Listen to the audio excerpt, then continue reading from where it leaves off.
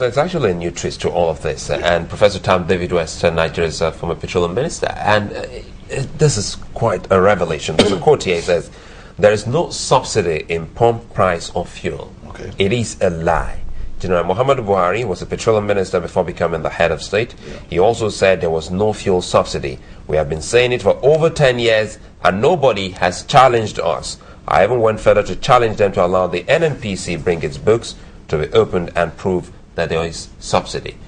So all this talk about subsidy, if truly what Professor Tam David West is saying, it then means that somewhere along the line there is a non-existent thing as subsidy that we've been deliberating about.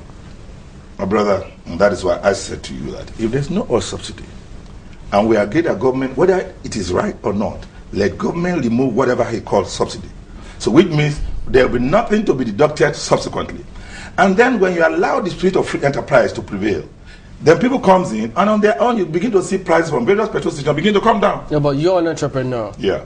Do you really think there's a free enterprise from what you've seen with the policies we've seen in this country? My brother, you will agree with me very well that it is in this country when telecom systems come into existence, they were charging us per minute. And this MTN came on air and said that it will take them 5 years before they can go on per second billing. But the moment Globalcom came into India, and for them to be relevant, they have to bring in per second billing, and then we benefited from it. Etisalat came in when they were telling people that people should register their SIM and all that, and they refused. So related with the petroleum so sector. the issue now is once the other companies are coming in to invest into petroleum sector, all in refining in particular, you begin to see competition will begin to drive the thing. So there won't be uniform price. It's just a natural thing. Part of what Labour is afraid of is, at the moment, how much do we really produce per day? How many barrels? They don't know the actual figures. NNPC, you just heard that report from Tam David West saying, look, bring your books out. They've not brought it out. The other day, NNPC refused to bring their books, as some reports also did say. So with all of these stories making the rounds, do you really think that if they've not properly handled what they've got already, that they can handle this oil subsidy removal, even if it's non-existent, as some say? Once you cannot give what you don't have. Once there is no oil subsidy, and we say there's no oil subsidy, it's just like me telling you that I give you 100,000 and I believe you, and I know that you only have 20,000 in your pocket. When I finish my job, that's time to pay. All right. If you can't pay, then it shows you somebody's telling story. So once we say we have withdrawn oil subsidy, then don't forget that those that will be investing into refinery will be getting their oil at the current rate. The local refinery will be at the current rate, and they'll be selling first of all to the Nigerian market. And if they are going to talk about export, then they must consider other variables. So it's open to all. So you're assuming that, if we get this off, every other thing will function properly. But relate with this if you can, because there are those who also suggest that, well, if you remove this subsidy, non-existent or not, some of the direct effect, again, those who spend so much money on diesel or fuel to run their companies will have to spend perhaps times, if this is by 200%, you know how much that will be. Yeah. Small, medium enterprises may have to shut down.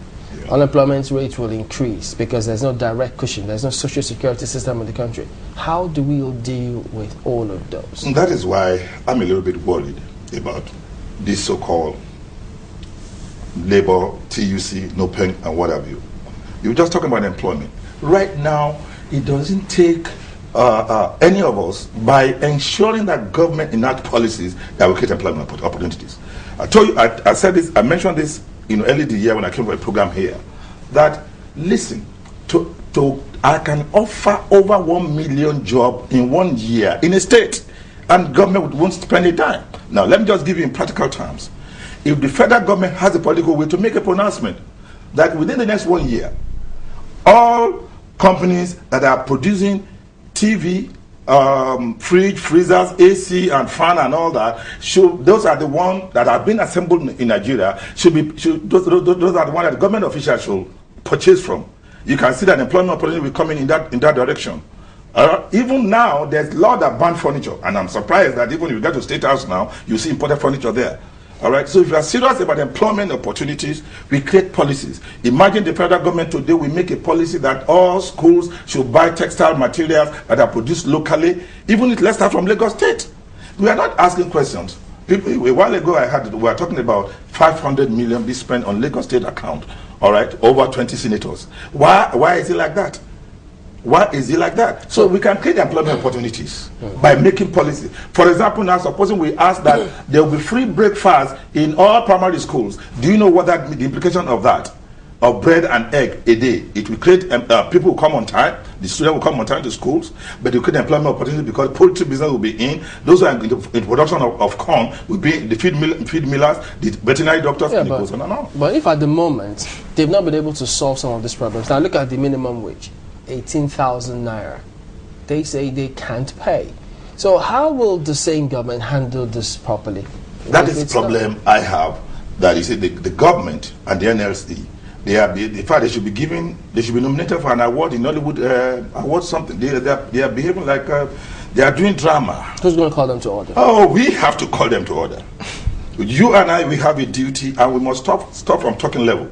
Some of us, we are moved away from talking level. We are taking government out. Right now, we are going to take them on the Chinese prisoners that are working in Nigeria. Not about talking, not about just about protesting. Do you have any evidence to that? Oh, there's not only evidence. There are companies in Ogun State and some other state of the Federation. I'm not talking about Chinese. I mean, I'm talking about even the president has been informed. The Senate is already informed. The National Assembly in general have been informed officially about this issue. The Minister of Internal Affairs have been informed, because and they have replied. Because Mr. Okupe, because if you talk about having evidence that we have some ex-convicts in our mates from other countries working in Nigeria, now they talk about all the insecurity issues we've been trying to handle and see how we can manage it, then needs to be looked into carefully, because now we talked about borders, we talk about our immigration service and even the customs. So how possible is it for an ex-convict to come into a country and even get a work permit?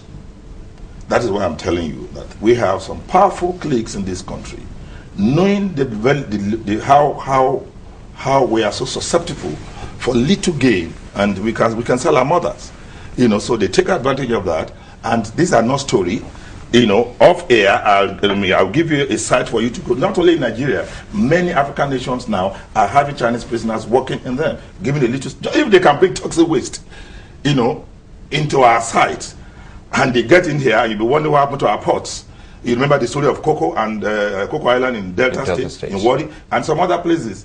So if something that of toxic that in the next few years begin to feel the impact, how much more the Chinese prisoners that are just locked up in a place, pay a little stipend, and then they move on. There's a responsibility that you say the citizens, us, have to perform in all of this equation. Right. We have a duty as a nation. We have a duty as individuals.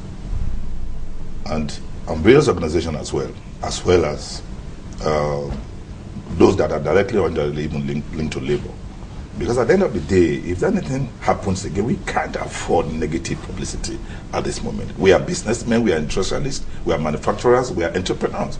You cannot afford, on the day that there was a suicide bombing in United Nations, I was listening to T-Mac. They were going to have a program on boxing or wrestling at the Dome. And they have to pay those foreign wrestlers. And nobody came because of the bad incident. And if you ask those such people to come back again to Nigeria, they'll be scared. So that tells the story. Precisely. All right, at the moment, we'll keep tabs on some of these matters and see how they eventually do play out. But we'll have to thank you for coming on, Mr. Owodunni Okupe, President, Industrial Consultative Initiative. Thank you.